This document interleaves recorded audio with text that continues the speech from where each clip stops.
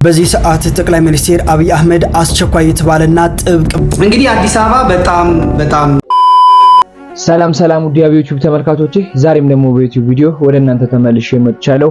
ለምንም ታረጉት የቪዲዮ መረጃ ለብዙ ሰዎች እንደርስ ላይክ እና ሼር በማድረግ እንዲጀምሩ ስል በሉል እግዚአብሔር ስም ጠይቃለሁ። ወቅታዊና አዲስ መረጃ ሀገራችን ኢትዮጵያን ተዋህዶ ሃይማኖታችንን በተመለከተ ዛሬም ወቅታዊና አዲስ መረጃዎችን ወደ እናንተ እናደርስ ዝግጅታችንን ጨርሰን መተናል። እስከመጨረሻው ድረስ ሰብስክራይብ እያደረጋችሁ የደወል ምልክቱን ጫናችሁ እንድትከታተሉ ስል በድጋሚ በሉል እግዚአብሔር ስም ጋበዝኳችሁ። እንደምናደራችሁ፣ እንደምንዋላችሁ፣ እንደምናመሻችሁ በያላችሁበት ሰዓት አቆጣጠር አሜን። አምላካችን የሉል እግዚአብሔር ስም የተመሰገነ ይሁን። አንድ ቀልቤን የሳበው ቪዲዮ አለ። እስቲ በቅድሚያ እሱን ቪዲዮ ተመልክተን እንመለስ። ወደ ቪዲዮ የድንግል ማርያምን ምስል በወርቅ ሰርተ ነበር። ስንት ጨረታ ላይ ስንት ተሸጠ? የዛን ሰዓት 5 ሚሊዮን ብር ተሽጦ ነበር። ዋው! ከዚያው መኪና ሸጠ ነው ስል የሰራኸው? አዎ፣ ያሁኑ ላይ ያው ያን ያህል ገዝፎ ይሄ ነው አይደለ? አዎ፣ ይሄ ነው 5 ሚሊዮን ብር የተሸጠው ስል ይሄ ነው። ማን የገዛው? ኢስታንቡል ባለቤት። ኦ ጋሽ ብሬ ባለቤቷ ትግስት ናትና እሷ ናት። ያው ባለቤቷ ማለት ይቻላል እሷ ነበር። ከአሜሪካ ደውላ ነውና አላስቻላትም። በጣም ወዳጇ ናትና እንደው ይሄ ስለ አያልፈኝም ስትል ያው ከዛ ውጪ ብዙ ሰዎች ልግዛ ብሎ የጠየቁኝ ሰዎች ነበሩ። ግን ሲጠይቁኝ ነው በጨረታ ነው መሆኑ ይፈልግ ሁሉም ሰው ለበረከቱ እንዲሳተፍ ስለምፈልግ አንድ ሰው ብቻ ልግዛው ካለ አይሆንም አልኳት። ስለዚህ እሷ የዛን ሰዓት 1 ሚሊዮን ብር ልወስዳለች። ሌላም ሰው እንደዛ አለኝ። አይሆንም አልኳቸው። ችግር የለውም 1 ሚሊዮን በላይ ላታውጪ ትችያለሽ፣ ጨረታው ላይ ተሳተፊ አልኳት። እስከ 1.5 እሷ ወጣች። የሌሎቹ ደግሞ ይሄ ማዳበሪያ ምናምን የሚባለው ነገር ተጠማመረና ስዕሉን እሷ አሸነፈች ማለት ነው። በ1.6 ውስጥ 3.2 ተሸጠ ማለት ነው። ዋው! አሁን እዚህ ስዕል ላይ የወርቁ ፓርቲ የትኛው ነው ማለት? ጸዳሉ ማለት ሙሉ ለሙሉ ጸዳል። ይሄ ክቡ አለ አይደለ? ጸዳሉ እሱ ሙሉውን ወርቅ ነው። ሙሉ ለሙሉ ወርቅ፣ እውነተኛ ወርቅ ነው የተጠቀምኩት። ዋው! ለስዕል ተብሎ የሚዘጋጅ ወርቅ አለ። ይሄንን ለመስራት አሁን ለምሳሌ የሆነ መነሻ ነገር አንድ ነገር ለማድረግ ብዙ ጊዜ የሆኑ ሰዎች ይሄን ቦታ ይቼ ምናምን ሊሉ ይችላሉ። አሁን ሳሊ ጌች ይሄንን ስዕል ለመሳል እንደ መነሻ የሆነው ሐሳብ አለ? በየትኛው ዳይሬክሽን እኔ ለመቤታችን የሆኑ ነገሮች ንጹህ እንዲሆኑ እመኛለሁ። ከዛ አንፃር ይሄ የውሸት ነገር ቀላቅዬ ማድረግ አልፈልግም። እንግዲህ ምንም ጭማሪ ባላረግም በወርቅ አድርጌ ልቀርብ ቻልኩ ማለት ነው። ዋው! መኪናን ያሸጠ የወርቁ ግዢ ነው ወይንስ ሌላ ምክንያት ነው? ኖርማሊ ምንድነው ሊያሸጥ ይችላል። እኔ አሁን ብዙ ጊዜ መኪናው ተራ ነገር ነው፣ ቁስ ነው ያልፋልና ከዛም በላይ ለሷ ይገባታል። ያው እኔ ህይወቴንም እስከ መስጠት ደረጃ ነው ማስበው። ማለት ትኬት የለውም።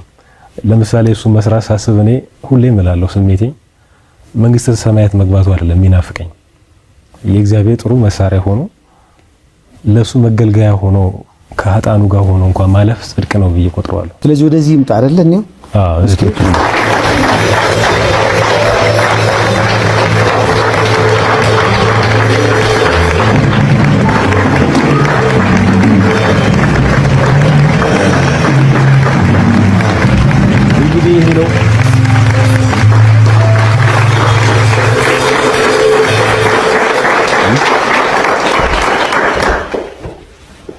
የጥንቃቄ ስለሚፈልግ ነው። እንትን ለማለት ራሱ ይከብዳል። የኛ ቁመት ከፍ ብሎ ትንሽ ከፍ አድርጓት እስቲ። እንደሱ አየር ላይ ያዟት። አሁን ምን እየፈለክ ነው እስቲ ንገረኝ። እኔ ዲቴል ለማየት እየሞከርኩ ነውና ቅድም ከነገርከኝ ተነስቼ ይሄ ዘንድሮን ይሄን ለጨረታ የሚቀርብ ስል ለየት የሚያደርገው በዳይመንድና በወርቅ ነው የተሰራው አልከኝ። እሱንም እያየሁ ነው። በስዕሉም ደግሞ በጣም ተመስጫለሁ። እንደዚህ አይነት ስዕል አይተህ ታውቃለህ? ካሁን በፊት አይቼ አላውቅም። ምክንያቱም የእመቤታችን ስዕል ብዙ ጊዜ ከለቅሶ ጋር አይቼ አላውቅም። ያ ይመስለኛል ለየት የሚያደርገው። አዎ በእርግጥ አንደኛ እሱ ነው። ሁለተኛ ከጀርባው ያለው የክርስቶስ መስቀል ነው። ይሄ የሚወርዱ ደሙ እንግዲህ የደሙ ደርቆ ነው የምታየው። በጣም ተሰብራ ነው እዚህ ጋር ያለው ሐሳቧ ማለት ነው። ማለት ስሜቷ በጣም የምትወደው ልጇ ወዳጇ እንግዲህ ከመስቀል ላይ ካወረዱት በኋላ ወደ መቃብር የወሰዱበት ታይም ላይ ነው ያለችው። 7 የብርሃን መላእክቶች መጥተው ሊያጽናኗት ሞክረዋል። አባቷ ቅዱስ ዳዊት መጥቶ ሊያጽናናት ሞክሯል። ግን እሷ ልትጽናና አልቻለችም። በትንቢት አረጋዊ ስምዖን እንግዲህ ገና ልጅ እያለ የነገራት አንድ ታሪክ ነበረ። የሉቃስ ወንጌል ምዕራፍ 2 ከቁጥር ከ34 እስከ 35 ላይ ያለው ወንጌል ላይ ያለ ቃል ነው። በነፍስሽ ሰይፍ ያልፋል ብሎ ተናግሯታል። ያንን በተሰማትም ሰዓት በጣም ፊላጋ ተሰምቷታል። ብዙ ጊዜ ሰዎች እኛ እንደምንሞት እናውቃለን፣ ይደብረናል፣ ደስ አይለንም።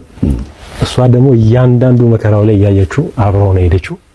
የመጨረሻ ታይም ላይ ድክም ብሏት አቅሟ በሆነበት ሰዓት ላይ ነው እንግዲህ ንግስት የሆነች እናት ስብር ብላ የምናየው ማለት ነው። ያ ትንቢት የተፈጸመበት ነው።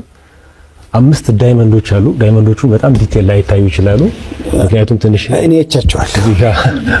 አዎ ትንሽ በቃል ካያችሁ በቂ ነው። ኖርማሊ በኢፖክሲ አድርጌ ያጣበቀችው፣ ምክንያቱም በቀላል መንገድ እንዳይነሱ ከማድረግ አኳያ 5 ቦታ አሉ። እነዛ ናቸው 5ቱ ለመቤታችን እንዲያልኩ መከራዋ ነው። እንግዲህ አንደኛው ትንቢቱ የተነገራት ሰዓት ነው። ሁለተኛው ልጇ የጠፋበት ሰዓት ነው። ሶስተኛው ግርፋቱ ነው። ያ ሁሉ ሲገረፍ በአይኑ ያየችበት ሰዓት ነው። የመጨረሻው ደግሞ አራተኛው ስቅለቱ ነው። የመጨረሻው ደግሞ ወደ መቃብር የወረደበት ነው። ስለዚህ እነዚህ ምሳሌ በማድረግ ለሷ ውድ የሆኑት እነዚህ ሀዘኖቿ እኔና እናንተ ደግሞ ያን ያህል ዋጋ ሳንከፍል የዘላለም ሕይወት እንድናገኝ ቃል የተገባላት ስለሆነ በዳይመንድ አድርገዋለሁ። የሷ በዳይመንድ በሀዘን ነው፣ የኔና አንተ ሕይወት ደግሞ በደስታ መንግስት ሰማያት በማግኘት በዳይመንድ ቀይረዋለች ማለት ነው። ስለዚህ ይሄንን ልጇ ይገባላት በሷ ሀዘን ምክንያት የተሰጣት ነው። ያንን በማስመልከት ከተለመደው ስዕል ወጣ ባለ ካልታየው መንገድ የታየ በዛ አድርጌ እንደ በቻልኩ መጠን ለመግለጽ ሞክሬያለሁ። የዙሪያው እውነተኛ ወርቅ ነው የተጠቀምኩት። ይሄ ዙሪያው ይሄ ነው። ወርቆቹ እንደዚህ የሚያብረቀርቁ ጠቅላላ ወርቅ ናቸው። 3 ሰዓት ነው የፈጀብኝ ለመለጠፍ። በጣም ወገቤን አሞኛል እና ይሄን ነው የሚመስለው። እንግዲህ ያው እንዳልኩ ቪዲዮ እንደተመለከታችሁት ነው የንጹሃን ቁርባን የሆነችው እማምላክ ወላዲተ አምላክ ከወርቅ አልፎ በዳይመንድ በይሳት ተሰርታ ይገኛል። እግዚአብሔር አምላክ ክብሩን ሁሉ ይሰጥ። የአቤል የዋህት፣ የኢዮብ ትዕግስት፣ የኤልያስ መና፣ የሙሴ ደመና፣ እንጸጳጦስ ዘሲና፣ የተዋህዶ አለኝታ፣ የመነኮሳት ስንቃቸው፣ የደካሞች ምርኩዛቸው፣ የዘካርያስ ደስታ፣ የዮሴፍ እጮኛ፣ የአሮን ክህነት፣ የሲና ሐመልማል የሆነችው እማምላክ ወላዲተ አምላክ በህይወታችን በኑሯችን ሁሉ ተቀደምልን። እማምላክ ወላዲተ አምላክ ከገጠመን ከፈተና ከመከራ ከችግር ሁሉ ታውጣን። ከሀገር ውጭ ያላችሁ እህቶቼ ወንድሞቼ እማምላክ ወላዲተ አምላክ በሰላም ለሀገራችሁ ታብቃችሁ። ሰበር የተባለ ነገር ከአዲስ አበባ ተሰምቷል። እስቲ ወቅታዊና አዳዲስ መረጃዎች አሉ፣ ሌሎችም በርከት ያሉ እነሱ ቪዲዮዎች ተመልክተን እንመለስ። መጨረሻ ላይ ሐሳብ እንሰጥበት ይሆናል። ወደ ቪዲዮቹ በየጫካው ለወደቁ በአርሲ በአቦምሳ በሽርካ በመርቲ ለሚኖሩ ወገኖቻችን መድኃኔ ዓለም ስለ አቡነ ገብረ መንፈስ ቅዱስ ይድረስላቸው። ዛሬ ተገደልን ብለው በጽኑ ጭንቅ ውስጥ ላሉት ወገኖቻችን አፈር ለተጫነባቸው መድኃኔ ዓለም ይድረስላቸው። አቡነ ገብረ መንፈስ ቅዱስ ይድረሱላቸው። ኢትዮጵያ ጭንቅ ውስጥ ናት። በሰሜን የምንሰማው ያማል፣ በመሃል ሀገር የምንሰማው ያማል። ሩቅ ሳንሄድ እዚሁ በቅርብ ለብሶ የሚወጣ ረሃብተኛ የበዛበት ዘመን ላይ ደርሰናል ወዳጄ። በሱፍ የተሸፈነ ረሃብ የሰለጠነበት ያለው የሚመስለው ያጣበት ባለ ዕዳ ደንደሱ ላይ ቆሞ የሚያስጨንቅበት የመከራ ዘመን ላይ ነው ያለነው። አቦዬ ይድረሱልን ወገኖቼ። ዛሬ ሰው ከሰው መልመድ አቅቶታል። ዛሬ ሰው አውሬ የሰለጠነበት ዘመን ላይ ነው ያለነው። መድኃኔ ዓለም ይቅር ይበለን። የሰው አውሬ ጨካኝ ደመጣጭ የሰለጠነበት ዓለም ውስጥ ነው ያለነው። እርስ በርስ ርህራሄ የጠፋበት አንዱ ያንዱ አስከሬን ላይ ቁመቱን ለማስረዘም የሚሞክርበት ማምላክን እንዴት ያማል አሁን ያለንበት ጊዜ። በመገዳደል ላይ የተመሰረተ ህይወት የሚመራበት፣ አንዱ ለአንዱ የማይራራበት፣ ፍቅር የቀዘቀዘበት፣ ሃይማኖት የረከሰበት፣ ማዕተብ ተራ የሆነበት አሳዛኝ ዘመን ላይ ነው ያለነው። ማን ይማረን?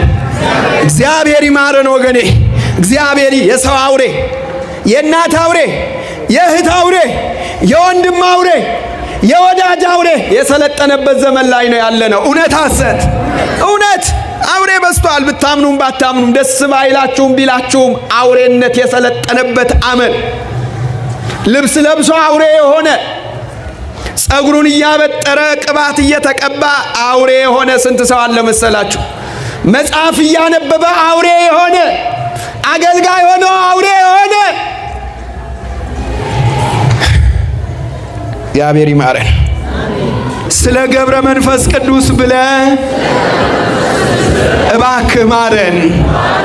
መድኃኔ ዓለም ይማረን፣ ይማረን። አማኑኤል ይቅር ይበለን ቸሩ መድኃኔ ዓለም እባክህን ማረን፣ የሚለውን ሁሉ ማርልኝ አሉት። ኢየሱስ ክርስቶስ እስከ 15 ትውልድ እምርልሃለሁ አለ። ክብርና ምስጋና ለስሙ ይሁን። እምርልሃለሁ ጌታዬ ሆይ አደራህን ስሜን እንዳትደብቀው ብለው ጸለዩ አባታችን። ስምህን አልደብቀው፣ ከትውልድ ትውልድ ገብረ መንፈስ ቅዱስ ሲባል ይኖራል አለ። ገብረ መንፈስ ቅዱስ ስንል እንኖራለን። በረከታቸው ይደርብን፣ ልመናቸው ይደርብን። አናብስን ያለ ሥጋ ያጠገቡ አቡነ ገብረ መንፈስ ቅዱስ ይድረሱልን። በረሃብ ለሚንከራተቱ ወገኖቻችን አናብስን ያለ ሥጋ ያጠገቡ አቡነ ገብረ መንፈስ ቅዱስ ይድረሱላቸው። በጭንቅ ውስጥ ላሉ፣ በመከራ ውስጥ ላሉ፣ የሞት ሰይፍ ፈርተው፣ የጥይት አረር ፈርተው ተደብቀው በየጫካው ለወደቁ፣ በአርሲ በአቦምሳ በሽርካ በመርቲ ለሚኖሩ ወገኖቻችን መድኃኔ ዓለም ስለ አቡነ ገብረ መንፈስ ቅዱስ ይድረስላቸው። ዛሬ ተገደልን ብለው በጽኑ ጭንቅ ውስጥ ላሉት ወገኖቻችን አፈር ለተጫነባቸው መድኃኔ ዓለም ይድረስላቸው። አቡነ ገብረ መንፈስ ቅዱስ ይድረሱላቸው። በጭንቅ ውስጥ፣ በጽኑ መከራ ውስጥ፣ በልዩ ልዩ ፈተና ውስጥ ላሉ ሁሉ የአባታችን ጸሎት ይደርባቸው። እንዲህ አለ ቅዱስ ዮሐንስ፣ እንደነዚህ ያሉት ላይ ሞት ስልጣን የለውም አለ። ለምንድነው ዝም በል የምትለኝ? ለምንድነው ዝም በል የምትለኝ? እሳትና ውሃን መለየት ያቃታት የ15 ቀን ሕፃን እምቦቀቅላ ለይታ ያላወቀች አንገቷ ሲቀላ እንዴት ዝም ሊበል?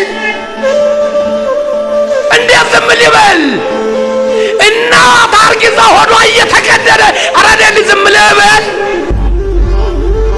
ኦሮሞውንም አድያውንም ስልጤውንም ጉራጌውንም ትግሬውንም አማራውንም ኦሮሞውንም እኩል አድርጎ የሚመራ ያስፈልጋታል ኢትዮጵያ። ተራራው ዝቅ ይበል፣ ተረኛ ነኝ የሚለው ዝቅ ይበል፣ ዝቅ ይበል። ድሃ ተበደለ፣ ፍርድ ተዛባ፣ ንጹህ ደም ፈሰሰ፣ የአቤል ደም ጮኸ። እንግዲህ አዲስ አበባ በጣም የባሰ ነው የመጣው። እንደነገርኳችሁ ነው። አትቀባቡት። እውነቱን እንነጋገር፣ አትቀባቡት። ኦርቶዶክሳውያኑ እንግዲህ ያው ጊዜው ሲደርስ ምን እንደሚገልጥ አናውቅም፣ ግን ባለው ሁኔታ ከባድ ነገር ነው ያለው ማለት ነው። የአብይ አህመድ መንግስት ቁረጡት ይሄንን ለአዲስ አበባዎች። የአብይ አህመድ መንግስት መጋቢት 2 ቀን 2018 ዓመተ ምህረት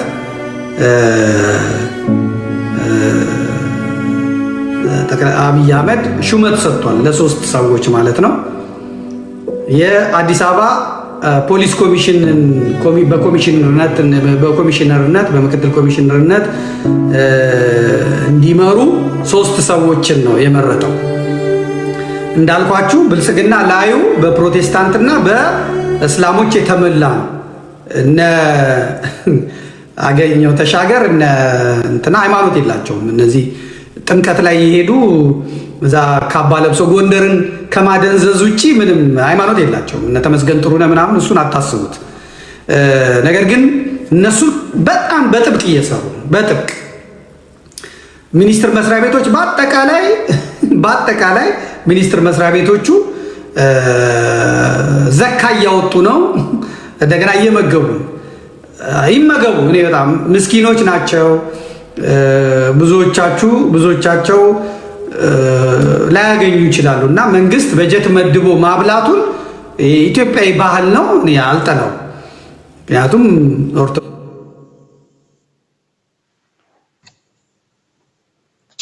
ኦርቶዶክሳዊ በላቡ ነው የሚበላው። ይጾማል፣ ዳቦውን ይበላል፣ ይጾማል፣ ሽሮውን ይበላል፣ ይሄዳል እና የመንግስት ድጋፍ አይፈልግም። መንግስት ግን ሙስሊሙ ማህበረሰብ አቅመ ደካማ ከሆነ እና የውጭ ምግብ የሚወድ ከሆነ መመገቡ እኔ ምንም እንትን አለኝ። ባንኮች እየመገቡ ነው። ኢትዮጵያ ንግድ ባንክ እየመገበ ነው። ይመግባቸው በእውነት እና እንትና ቤቱ አይበላም። አሁን አቡበከር ቤቱ አይበላም። በየሚኒስትር መስሪያ ቤቱ እየተጋበዘ እዛ በልቶ ጠጥቶ ነው የሚሄደው እና ነገ ደግሞ የጤቃ ሄሎ ነገ የት ነው ይላል። ነገ እንትን ጉምሩክ ኮሚሽን ነው ጉምሩክና ኮሚሽን እሺ ይላል። ምን ይዘጋጅ እኔ አርስቶ ነው በላው ትንሽ እንትን ይተረግልኝ ምናምን ይላል። ከዛ ቀን ተኝቶ ይውልና አሰሳ መኪናውን እየነዳ ሱፉን አድርጎ ይሄዳል፣ ይበላል። ጉምሩክ ኮሚሽን እዛ የኢትዮጵያ ዜና አገልግሎት የኢትዮጵያ እንትን አዲስ ዘመን እንትና የጉምሩክ ኮሚሽን ትላንትና አስፈጠረ ይላል። እዛ ጉምሩክ ላይ ቆሞ ነው ነገ የት ነው ንግድ ባንክ የትኛውን ጻንጻ እንደዚህ እንትኑ ጋር እዛ ይሄዳል፣ ይበላል። እቺ ረመዳን ጠቅሟቸዋል። ይሄ የዋሃቢ ኡስታዞች በጣም ነው የጠቀማቸው በእውነት። ሁሌ ረመዳን ቢመጣ ጥሩ ነው። መንግስት ይመግባቸዋል፣ መንግስት ያበላቸዋል። አብይ አህመድ ደግሞ ቤተ መንግስት ነው የሚጠራቸው። ጫማውን አውልቆ ነው እሱ ራሱ በጣም በእውነት በጣም አክብሮ ነው። ሲሰግድ አላየነውም እንጂ ሊሰግዱላ ይችላል። ኢየሱስ ወታደር ነው። ግን በጣም እስላሞቹ በጣም ነው የሚወዱት በእውነት እና እሱ የራሱ ጉዳይ ነው። አሁን ስጋቴ እኔ የሀገሪቷ የደህንነት ክፍሉ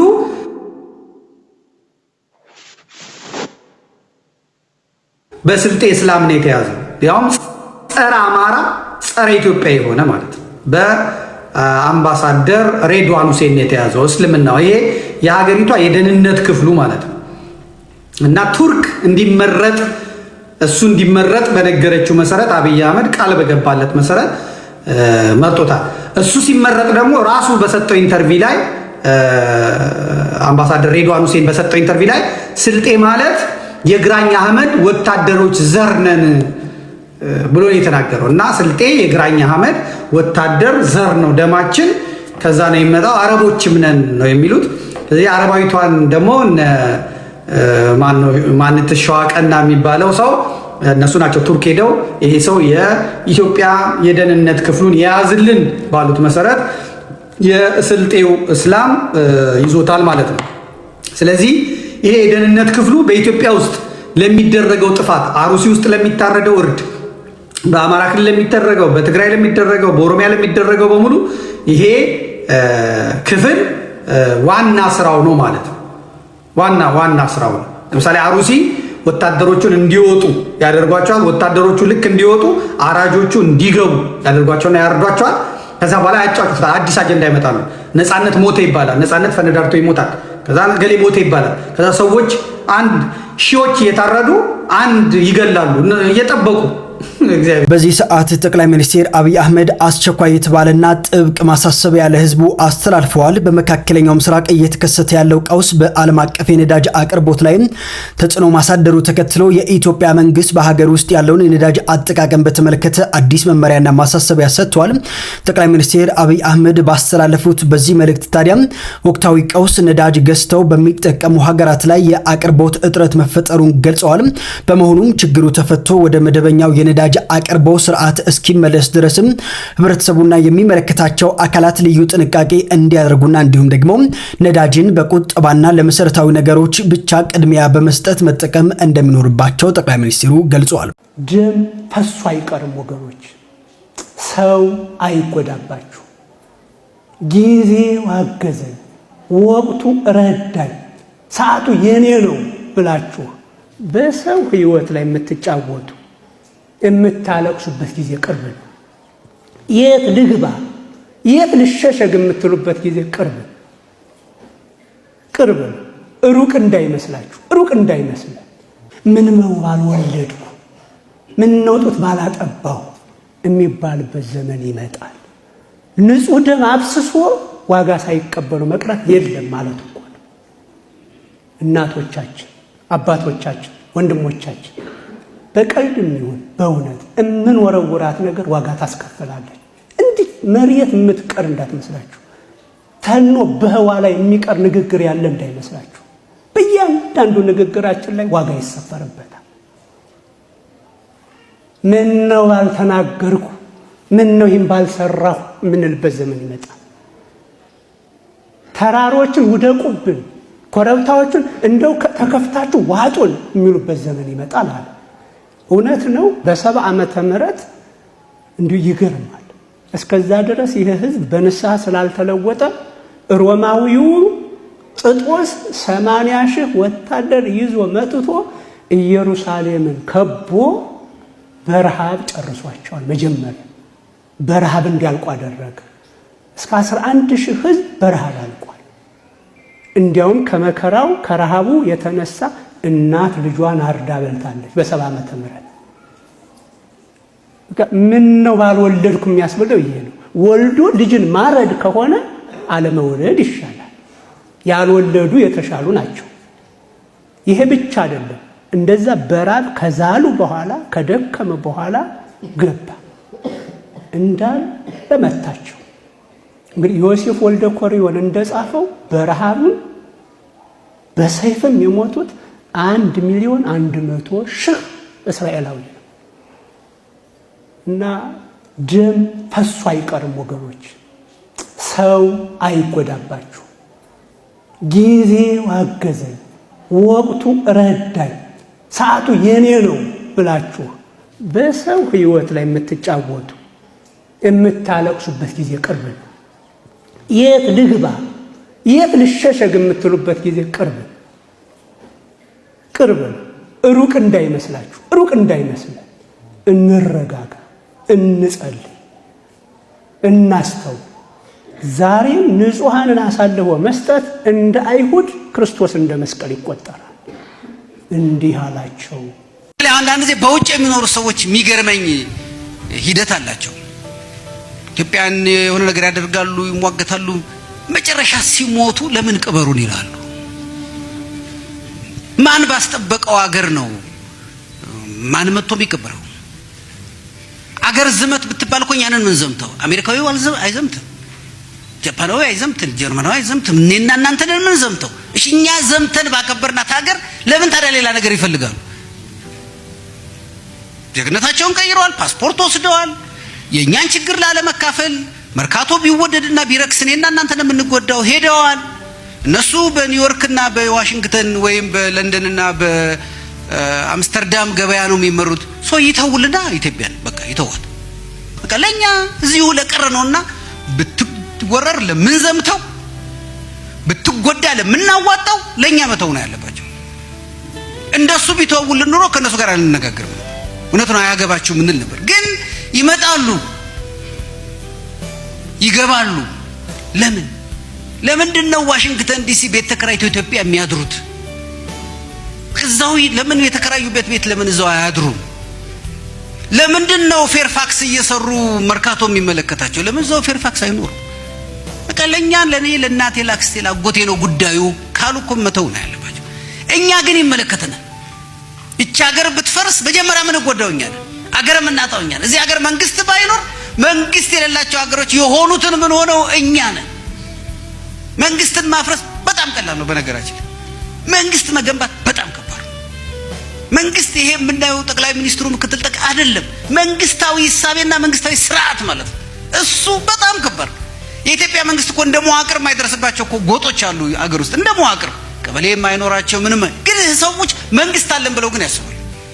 የኢትዮጵያ ጠረፎች ሂጃቃለሁ በጣም እኔና እናንተ በመኪና በምን ማንደርስባቸው ጠረፎች አንዳንድ ጊዜ በበቅሎ በምን የምንሄድባቸው በጣም አስቸጋሪ መንገድ ያልሰራንላቸው፣ አውሮፕላን ጣቢያ ያልሰራላቸው፣ ጤና ጣቢያ ያልሰራላቸው፣ ትምህርት ቤት ያልሰራላቸው እነዚህ ሰዎች መንግስት ረሳን ይላሉ እንጂ መንግስት የለንም አይሉ። ረስታችሁናል፣ ትታችሁናል፣ ዘንግታችሁናል፣ አልደረሳችሁልንም ብለው ይወቅሱናል። ለምን? የባለቤትነት ጥያቄ ስላላቸው። እነዚህ ወገኖች ናቸው አድዋ ላይ የዘመቱትና ይችን ሀገር ያደረጓት። የአድዋ ጦርነት በተከናወነ በ5ኛ ዓመቱ ነው እንደምታውቁት። የመጀመሪያው ነው በ7ኛ ዓመቱ ነው የመጀመሪያው አድዋ በዓል የተከበረው። መጀመሪያው አድዋ በዓል ሲከበር በዛ ጊዜ የነበሩት ሰዎች መጥተው አሁን አድዋ ሙዚየም በተሰራበት ቦታ ላይ ሰልፍ አሳይተዋል። ሰላም ቤተሰብ እንደምን አላችሁ? እግዚአብሔር ይመስገን እኔ በጣም ሰላም ነኝ። የዛሬ ሐሳቤ ትንሽ ስሜታዊ ያደርጋል። ዞሮ ሐሳቤ እንደሁልጊዜው ላይክ፣ ሼር፣ ኮሜንት በማድረግ ለሌሎችና ለሚመለከታቸው አካል ተደራሽ እንድታደርጉልኝ ከልብ ጠይቃለሁ። ያው ዛሬ ቪዲዮ ላይ መስራት የምፈልገው ዳንኤል ክብረት የሚባል በለሐሰብ ትላንትና በቤተ ክርስቲያን አውደ ምሕረት ላይ እየቆመ ሰው መስሎ መልካም መስሎ በያዘው ገጽታና በያዘው ስም ዛሬ የቤተ መንግስት ወጥ ቀማሽ ሆኖ ህዝብን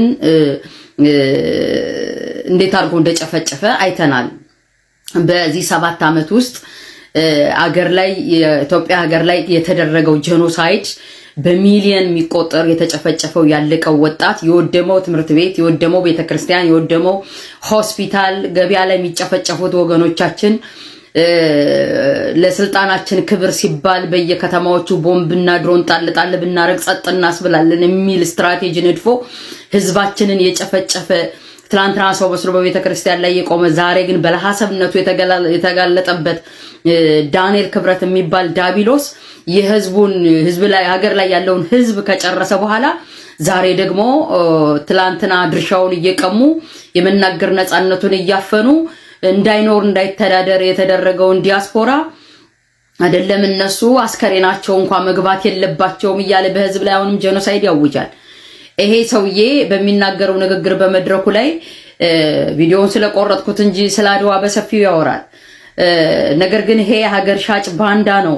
ስለ አድዋ ቤተሰቦቻችን ወገኖቻችን ከጠላት ከወረራ ያቆሙት ነው። ይሄ ግን ለክብሩ ለስልጣኑ ሲል የኢትዮጵያን ታሪክ ገልብጦ የጻፈ የነገላውዲዮስን የነብነድንግልን ታሪክ ገልብጦ ለነግራኝ አህመድ አድሮ ለተከፈለው ገንዘብና ለተሰጠው ስልጣን ሲል የሀገርን ታሪክ የአማራን ህዝብ ታሪክ የትግራይን ህዝብ ታሪክ ገልብጦ መጻፉ አልበቃ ብሎ ህዝብን በይፋ ሲጨፈጭፍ የነበረ ባንዳ ነገር ግን በየዓለማቱ በኢሮፕ በአሜሪካ በካናዳ በየቤተክርስቲያን አውደ ምሕረት ዶላር ሲሰበስብ እንዳልነበር ዛሬ ግን አውዳሚነቱ ጨፍጫፊነቱ ጄኖሳይድ መፈጸሙ ስለታወጀበት እንዳትገባ ሲባል የሀገር ቤቱን ህዝብ በልቶ ሲጨርስ ወደ ዲያስፖራው ዝሯል።